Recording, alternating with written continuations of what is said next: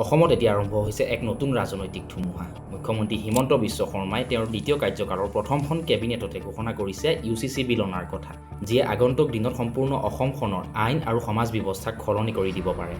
কিন্তু এই UCC আচলতে কি হয়, ইয়াৰ ফলত কাৰ লাভ হ'ব আৰু চৰকাৰে এই আইন কিয় আনিব বিচাৰিছে? কিছুমান লোকে এই আইনৰ সমৰ্থন কৰিছে আৰু কিছুমানে বিৰোধিতা কৰিছে। প্ৰথমে জানো আহক UCC মানে কি। UCC মানে হৈছে ইউনিফৰ্ম চিভিল কোড, মানে দেশৰ সকলো ধৰণৰ নাগৰিকৰ বাবে একে ধৰণৰ আইন। চাওক, বৰ্তমান ভাৰতবৰ্ষত ধৰ্ম অনুসৰি বিবাহ, ডিভোৰ্স, সম্পত্তিৰ ভাগ বতৰা আৰু এডপশ্যনৰ ক্ষেত্ৰত ধৰ্ম অনুসৰি বেলেগ বেলেগ আইন প্ৰচলিত আছে। যেনে হিন্দুসকলৰ ক্ষেত্ৰত বেলেগ, মুছলমানসকলৰ ক্ষেত্ৰত বেলেগ, খ্ৰীষ্টিয়ান আৰু পাৰ্চীসকলৰ ক্ষেত্ৰতো বেলেগ বেলেগ নিয়ম আৰু আইন চলি আছে। কিন্তু এই UCC আহিলে সকলো ধৰ্মৰ নাগৰিকৰ ক্ষেত্ৰত একে ধৰণৰ আইন প্ৰযোজ্য হ'ব। অৰ্থাৎ আপুনি যি ধৰ্মৰ লোকেই নহওক কিয়, আপুনি একে ধৰণৰ আইন মানি চলিব লাগিব। UCCৰ সমৰ্থকসকলৰ মতে ইয়াৰ ফলত জেণ্ডাৰ ইকুৱেলিটি বৃদ্ধি পাব আৰু সকলো নাগৰিকে সম অধিকাৰ লাভ কৰিব। কিন্তু UCCৰ বিৰোধিতা কৰা সকলৰ মতে এই আইনে ব্যক্তিগত ধৰ্মীয় অধিকাৰ আৰু সংস্কৃতিৰ ওপৰত হস্তক্ষেপ কৰিব। অসমৰ মুখ্যমন্ত্ৰী হিমন্ত বিশ্ব শৰ্মা ডাঙৰীয়াই শেহতীয়াকৈ কয় যে তেওঁ এই UCC আইন আনিব। তেওঁৰ মতে অসমত বাল্য বিবাহ, বহুবিবাহ আদিসমূহ ৰোধ কৰিবৰ বাবে এই আইনৰ যথেষ্ট প্ৰয়োজন আছে।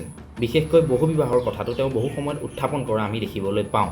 তেওঁ কয় সমাজত সমান অধিকাৰ আৰু আধুনিক ব্যৱস্থা আনিবলৈ এই আইনৰ যথেষ্ট প্ৰয়োজন আছে। আৰু ইয়াৰ পাছতেই অসমৰ ৰাজনীতি পুনৰ গৰম হৈ উঠে। কিন্তু কিয় আৰম্ভ হৈছে বিতৰ্ক? UCCক লৈ বিতৰ্ক কৰাৰ কি কথা থাকিব পাৰে?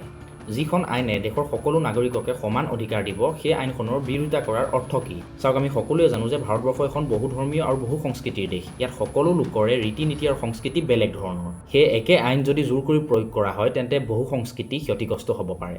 আনহাতে UCCৰ সমৰ্থকসকলৰ মতে দেশত যেতিয়া একে ধৰণৰ সংবিধান আছে, তেন্তে সকলো নাগৰিকৰ বাবে একে ধৰণৰ আইন থকাত আপত্তি ক'ত? ছ'চিয়েল মিডিয়াতো তীব্ৰ প্ৰতিক্ৰিয়া চলি আছে। কিছুমানে ইয়াক প্ৰগ্ৰেছিভ পদক্ষেপ বুলি কৈছে আৰু আন কিছুমানে পলিটিকেল এজেণ্ডা বুলি ক'ব খোজে।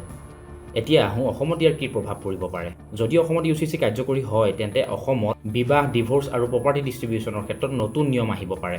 বিশেষকৈ কিছুমান সম্প্ৰদায়ৰ মাজত আশংকা দেখিবলৈ পোৱা গৈছে যে তেওঁলোকৰ কিছুমান নিজা পাৰ্চনেল ল'ৰ ওপৰত প্ৰভাৱ পৰিব পাৰে। অৱশ্যে এতিয়াও ফাইনেল ড্ৰাফ্ট বা সম্পূৰ্ণ আইন ঘোষণা হোৱা নাই, সেয়ে এতিয়াও বহু কথা স্পষ্ট হোৱা নাই। সকলোৱে এতিয়া অপেক্ষা কৰি আছে যে চৰকাৰে আচলতে কেনেকুৱা ধৰণৰ UCC আইন আনিব বিচাৰিছে।